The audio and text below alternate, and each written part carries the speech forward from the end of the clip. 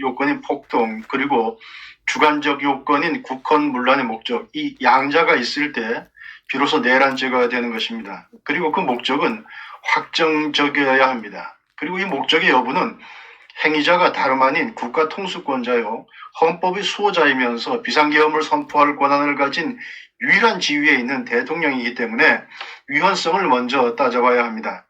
내란이기 때문에 위헌이고 위헌이기 때문에 내란이라는 순환 논법은 안 됩니다. 선후가 분명해야 합니다.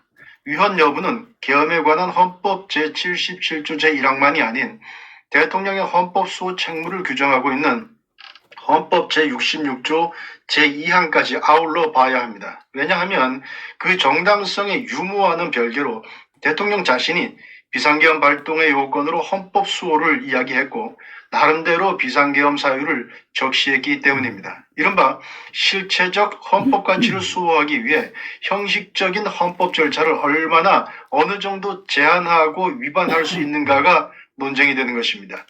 여기에는 현재의 위헌 위법 상태의 중대성, 급박성, 현존성, 다른 수단으로는 대체할 수 없었는지의 보충성, 목적을 달성하기 위한 최소성 등이 따져질 것입니다.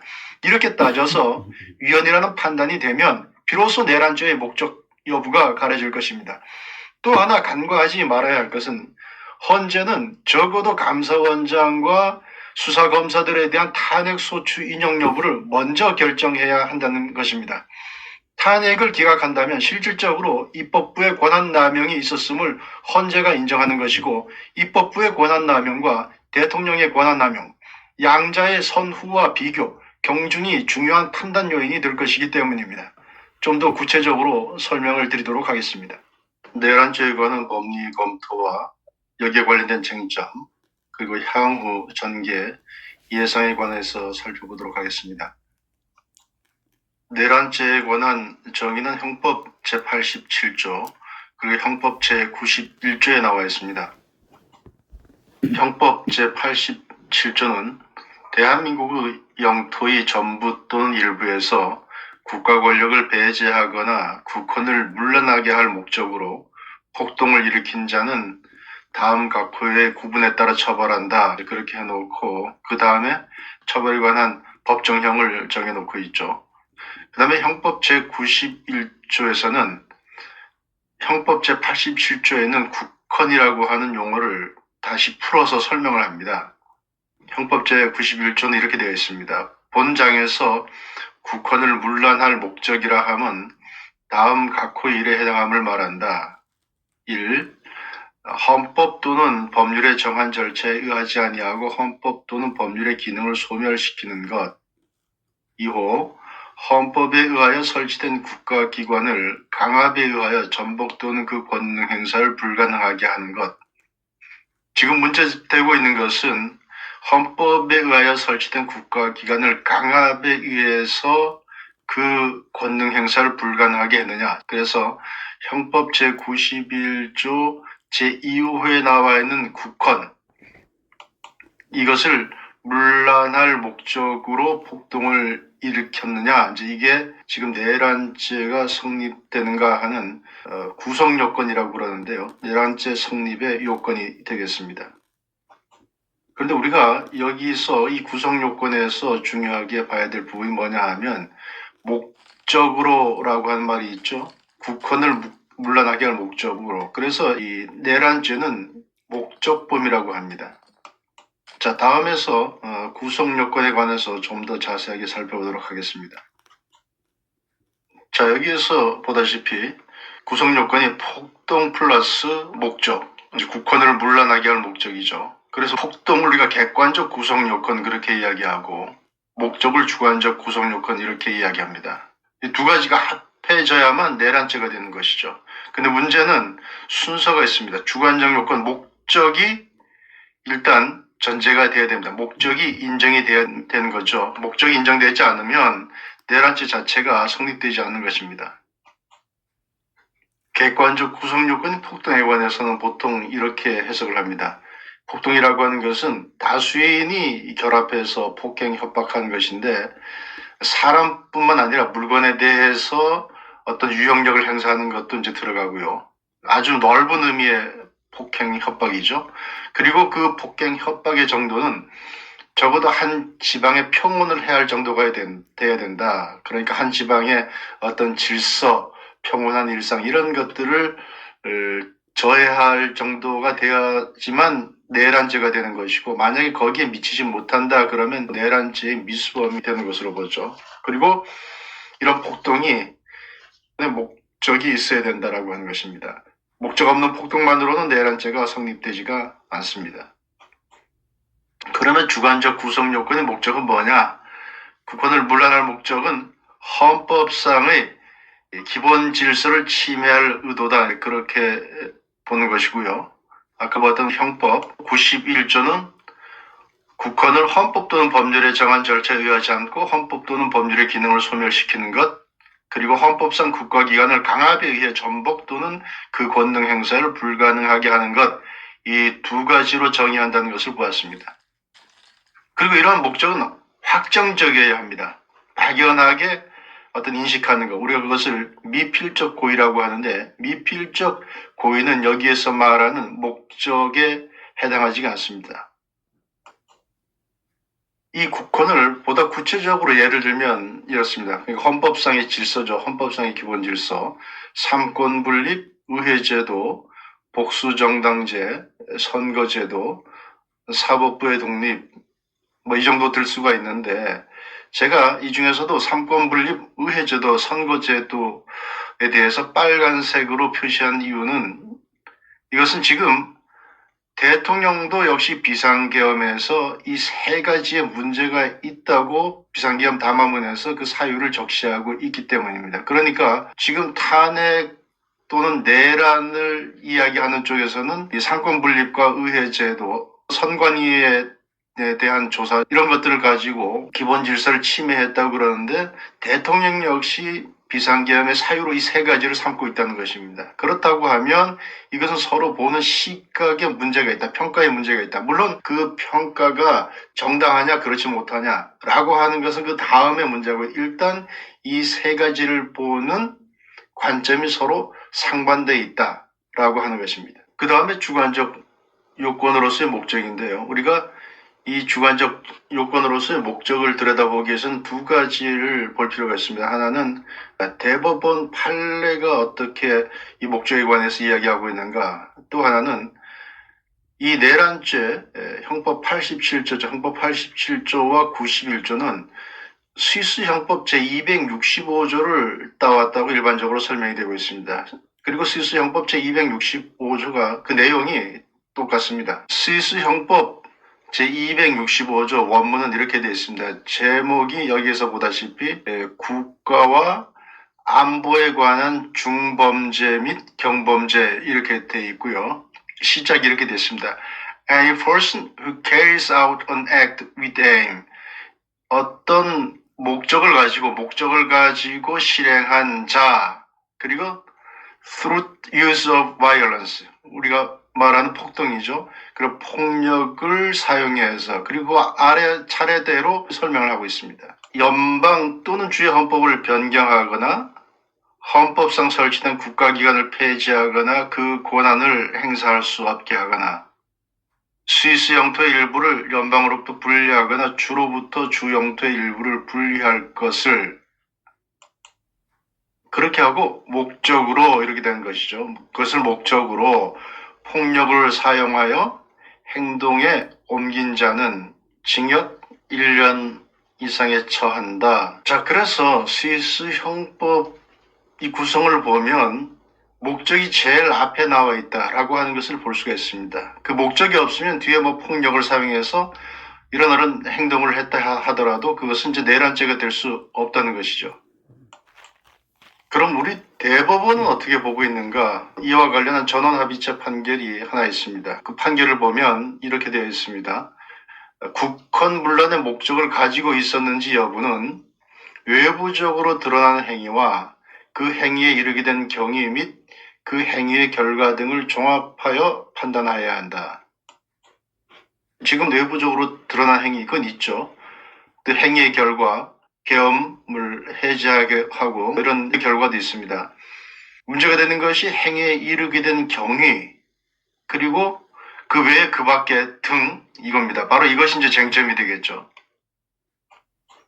자, 그러면 앞으로 이 사건이 어떻게 전개될 것인가, 우리는 어디에 초점을 맞춰서 봐야 할 것인가, 이 구성 요건에 따른 보다 구체적인 쟁점은 무엇인가 한번 보도록 하겠습니다. 두 가지로 볼 수가 있습니다. 하나는 과연 목적이 있었다고 볼 것인가, 어떤 목적이죠? 국헌을 물러나게 할 목적이 있었는가. 또 하나는 이게 형식적 헌법 규범과 실질적인 헌법 가치가 충돌했을 때, 적어도 충돌한다고 주장될 때 과연 어떻게 판단할 것인가라고 하는 것입니다. 대법원 판례는 외적 행위 플러스 외적 행위 결과, 거기에다가 거기에 이르게 된 경위, 이 세 가지 경위와 그 밖의 것들을 포함해서 종합적으로 판단한다, 이렇게 하고 있죠. 자, 일단 이 사건에서는 문제가 되는 기관이 두 군데입니다. 국회와 중앙선관위입니다. 그러니까 국회를 강압위해서 권능행사를 불가능하게 했는가, 또 헌법상 기관인 중앙선관위의 계엄군을 보낸 것이 권능행사를 불가능하게 한 것인가, 이제 이건데요. 근데 대통령이 비상계엄 담화문에서 국회를 뭐라 그랬냐면 범죄자 집단의 속을 괴물이라고 했습니다. 물론 이런 평가가 옳은지 그른지 그것은 나중에 문제입니다. 그것은 또 보는 사람의 관점에 따라 다를 텐데, 어쨌든 이렇게 보았고, 또 선관위에 관해서는 지금 여러 가지 보도를 보면 오래전부터 부정선거를 주도하고 있거나 방치하고 있다라고 하는 그런 의심을 갖고 있었던 것으로 보입니다. 자, 그렇다 그러면 이런 국회와 선관위에 대해서 권능 행사를 불가능하게 한 것, 이것은 바로 대통령이 갖고 있는 자기 생각, 자기 그 시각의 연장으로 봐야 되는 것이죠. 그것만 똑 떼어서 권능 행사가 불가능했다, 방해를 했다, 이것만으로 독자적으로 판단하는 것은 불합리한 겁니다. 따라서 이런 대통령의 관점이 정당한지 여부까지 아울러서 봐야 되는 것이고, 다만 대통령의 이런 시각이 정당화될 수 있는가라고 하는 것은 또 다른 별개의 문제겠죠. 그럼 결국 이 문제는 어디로 가는 것이냐? 이 문제는 결국은 형식적인 헌법 규범을 준수해야 되느냐, 아니면 실질적인 헌법 가치를 준수해야 되느냐, 이 두 가지의 충돌 문제로 가는 것입니다. 다시 말해서 헌법 수호를 위해서, 물론 이건 대통령의 관점이겠죠. 헌법 수호를 위해서 형식적인 헌법 절차를 위반할 수 있는가라고 하는 문제. 보다 구체적으로는 비상계엄에 관한 내용을 담고 있는 헌법 제77조 제1항과 헌법 제66조 제2항의 충돌의 문제입니다. 헌법 제77조 1항은 이렇게 되어 있죠. 대통령은 전시사변 또는 이에 준하는 국가 비상사태에 있어서 병력으로서 군사상의 필요에 응하거나 공공의 안녕 질서를 유지할 필요가 있을 때에는 법률이 정하는 바에 의하여 계엄을 선포할 수 있다. 그리고 헌법 제66조 2항은 이렇게 되어 있습니다. 대통령은 국가의 독립, 영토의 보존, 국가의 계속성과 헌법을 수호할 책무를 진다. 대통령이 수호할 대상, 대통령이 지켜야 될 헌법, 여긴 당연히 헌법 제77조 제1항도 들어가 있죠. 비상계엄의 발동 요건을 명시하고 있는 헌법 제77조 1항을 지켜야 될 의무가 있습니다. 그리고 또한 의회, 선거제도, 이런 것들도 국가의 그 기본 질서죠. 이런 것들도 대통령이 66조 제2항에 의해서 수호할 책무를 지고 있습니다. 문제는 대통령이 지금의 그 입법부와 지금 선거제도가 아니라 선관위의 어떤 유연적인 요소, 반헌법적인 요소가 있다라고 이제 보았다는 것이죠. 그래서 이를 바로잡기 위해서 계엄에 관한 규정을 담고 있는 헌법 제77조 제1항은 위반해도 된다고 판단했다는 것이죠. 사실 77조 제1항의 요건을 보면 객관적인 여건, 전시, 또 이에 준하는 어떤 비상사태가 아닌 것은 맞습니다. 그런데 대통령이 국회 또 선관위의 어떤 문제점을 바로잡기 위한 유일한 수단으로서 다른 방법이 없었다, 이 비상계엄밖에 없었다라고 판단을 했다 그러면 과연 그 판단이 옳은 것인지, 다른 보충적인 방법은 없었는 것인지, 바로 이런 것들이 논쟁의 대상이 되는 것입니다. 물론 실질적인 헌법 가치를 지키기 위해서 형식적인 헌법 절차를 위반하는 것, 이걸 너무 쉽게 허용해서는 안 되겠죠. 만약에 이런 것들을 쉽게 허용을 하게 되면 그야말로 헌법이 갖고 있는 보장적인 측면이 무력화되기 때문에 이것은 극히 아주 예외적인 경우에만 허용된다고 이제 보아야 할 것입니다. 그러면 어떤 경우에 그러면 허용될 수 있느냐, 아주 예외적으로 허용될 수 있는 것이냐, 우리가 생각할 수 있는 몇 가지가 있죠. 첫 번째가 헌법의 실질적인 가치가 중대한 위협에 처해 있어야 될 것입니다. 현재 그런 상황이 빚어져 있어야 되는 것이죠. 두 번째가 형식적인 절차의 준수, 그러니까 계엄을 준수하면서도 그러한 위협을 효과적으로 막을 수는 없었는가라고 하는 문제. 그다음에 세 번째가 그 위반 행위가 계엄법의 형식적 요건 위반한 건 맞죠. 그 위반한 행위가 달성하려고 하는 목적, 그러니까 헌법의 실질적 가치에 대한 중대한 위협을 제거하는 그 목적을 초과하지 않았는가, 그 최소성입니다. 그 다음에 위반 후에 원상 회복을 위한 조치가 이루어졌는 이 네 가지 요건에 해당되는지 여부가 관건일 텐데, 결국은 예컨대 헌법의 실질적 가치가 중대한 위협에 있느냐, 그것이 지금 현존하고 있느냐라고 하는 것이죠. 대통령은 입법부 야당의 탄핵, 입법 예산권 남용을 들고 있습니다. 그런 것들이 국가 마비에 해당하는가, 또 선관위가 지금 방치하고 있다는 의혹의 눈길을 받고 있는 선거 시스템의 문제, 이런 것들이 부정한 소지가 개입될 수 있는 여지, 이런 것들이 헌법의 실질적 가치에 대한 중대한 위협인가, 중대한 위협으로 느껴지는가, 그렇게 보는가 라고 하는 것이 이제 첫 번째 요건에 해당하는지 여부에 대한 이제 판단 기준이 될 것이고요.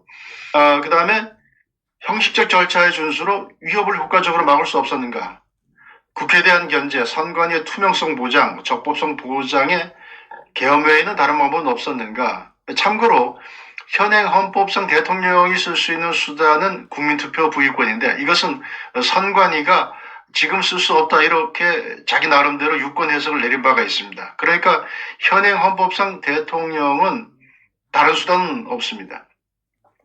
그 다음에 세 번째로 위반 행위가 달성하려는 목적을 초과하지 않을 것, 물리력 행사가 최소한에 그쳤는가, 이것은 이제 국회에 출동하고 선관위에 출동했던 그 계엄군의 활동을 보면 되겠죠. 그 다음에 위반 후에 원상 회복을 위한 조치가 이루어졌는가, 국회 계엄 해제 결의 후에 어떤 그 일련의 조치들, 그런 것들을 가지고 판단하면 되겠죠. 자, 그런 점에서 이 사건에서는 겉으로 드러난 외적 행위, 그 전 단계로서의 대통령이 보는 시각이 있기 때문에 이것은 다시 말하면 이제 위헌 여부로 이제 결론이 되는 것이죠. 위헌 여부를 먼저 가리고 그 성격이 명확하게 된 다음에 내란죄 성립 여부를 따지는 것이 순서입니다. 그래서 내란이니까 위헌이다, 또 위헌이니까 내란이다, 이렇게 순환론법에 빠져서는 안 됩니다. 내란죄에 있어서도 마찬가지죠. 어떤 외적인 행위, 계엄군이 출동하고 하는 그런 행위가 있었으니까 목적도 있다, 이렇게 해서는 안 되고, 목적을 먼저 파악한 다음에 그 목적과 행위를 하나로 판단해야 되는 것이죠. 물리력이 있으니까 내란의 목적이 있다, 이렇게 하는 것도 선우가 바뀐 논리입니다. 자, 그러면 앞으로 이 내란죄와 관련해서 또 위헌과 관련해서는 어떻게 전개될 것인가? 일단 외적인 행위는 이제 수사 중에 있죠. 또 이것과 아울러서 행위의 결과, 어떤 침해의 최소성, 원상회복 조치, 이런 것들도 쉽게 수사기관에서는 확인할 수 있을 것입니다. 그 다음에 당사자에 대한 조사가 필요한 거죠. 행위에 이른 격인데, 이것은 계엄 시에 적시된 사유, 그리고 선거에 관련된 의혹의 실체가 있느냐, 이것부터 먼저 규명이 돼야 되는 것입니다. 그러니까 수사기관 입장에서 보면 이것부터 객관적으로 파악하고 난 다음에 비로소 여기에 대해서 관련자들이 어떻게 보았는가, 또 그렇게 본 것이 정당했는가라고 하는 그 다음의 문제로 당사자들에 대한 조사가 필요한 거죠. 지금 이런 부분에 대해서 조사 없이 바로 대통령에 대해서 직접 조사하겠다 이렇게 하는 것은 중간에 가장 필요한 핵심적인 단계를 건너뛰는 것이 아닌가 그런 생각을 하게 됩니다.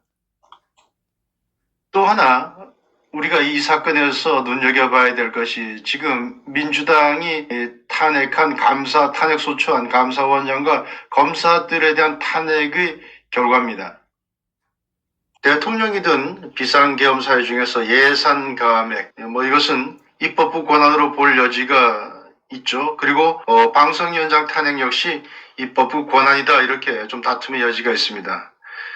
그러나 감사원장 또 수사검사에 대한 탄핵은 이건 차원이 다르죠. 이것은 헌재에서 기각 가능성이 높습니다. 물론 감사원장 수사검사 탄핵은 비상계엄 전의 일이지만 이미 이것을 탄핵하겠다고 일정에 올려놓은 것이 민주당이기 때문에 당연히 비상계엄 사유로 판단이 돼야 될 것이고, 만약에 기각이 된다 그러면 그것은 형식적으로는 국회의 탄핵소추, 민주당의 탄핵소추에 이유가 없다 그것으로 끝나지만, 그것을 뒤집어 보면 그 실질적인 결론은 입법권이 남용되었다는 것이거든요. 그렇다면 입법권 남용이 존재했다는 것이고, 이것과 계엄의 정당성을 따져봐야 되는 것입니다. 결국 관건은 대통령에게 이런 입법권 남용에 대해서 비상계엄 외에 다른 수단은 없었는가? 정말 이 긴급하고 중대한 국가 기본질서 위협에 처해서 국가 통수권자로서 헌법의 수호자로서 행사할 수 있는 다른 수단은 없었는가? 대체 수단은 없었는가? 판단해야 하는 것이죠. 그런 점에서 헌법재판소는 감사원장과 수사검사들에 대한 탄핵부터 먼저 판단을 해야 합니다. 지금의 수사, 내란죄 관련한 수사, 또 향후 이제 재판으로도 이어질 수 있습니다만은 그런 재판에서 준수되어야 될 점은 이겁니다. 의심스러울 때는 피고인의 이익으로라고 하는 유명한 형사재판의 대격언이 있습니다. 그러면 이것은 재판 과정에서는 물론이고 당연히 수사 과정에서도 지켜져야 될 것입니다. 자, 더 가질 것이 없는 최고 권력자가 국가기관, 국회와 선관위의 권한 행사를 일시적으로 불가능하게 해서 얻는 것이 무엇인가라고 하는 것입니다. 그 목적이 의심스러울 때는 누구의 이익으로 해석해야 되는 것입니까?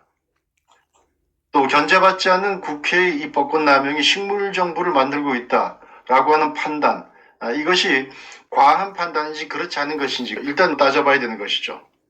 또 하나 지금 거론되고 있는 것이 대통령의 구속이 직무대행을 할 수 있는 사고에 해당하는가? 저는 일단 법관의 구속, 불구속 결정이라고 하는 것으로 통치권자가 변경될 수 있다. 이것은 그야말로 위헌적인 발상이라고 봅니다. 불구속과 구속이라고 하는 것은 수사와 재판의 절차 중에 하나일 뿐입니다. 주권자의 뜻보다도 판사의 형사 사건에서의 절차적 결정 하나가 주권을 대신할 수 있다. 이것은 상당히 위험한 발상이고 그야말로 정치를 사법화하는 아주 극단적인 모양이다. 그렇게 생각을 합니다.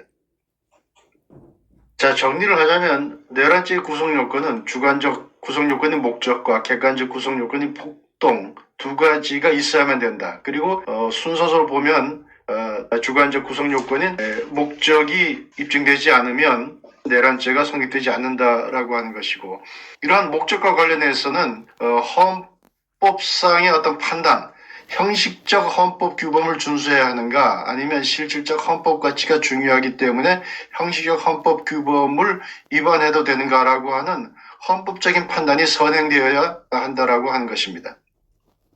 그리고 이러한 헌법적 판단을 하기 위해서는 계엄에 적시된 사유 의 실체가 있는가, 그 실체의 성격이 무엇인가 라고 하는 것들에 대한 규명이 먼저라고 하는 것입니다. 그리고 나서 대통령이 이런 비상계엄을 발동할 수밖에 없었던 긴급성, 중대성, 보충성 이런 요건을 갖추고 있는지, 그런 것들이 종합적으로 판단되었을 때 비로소 내란죄 성립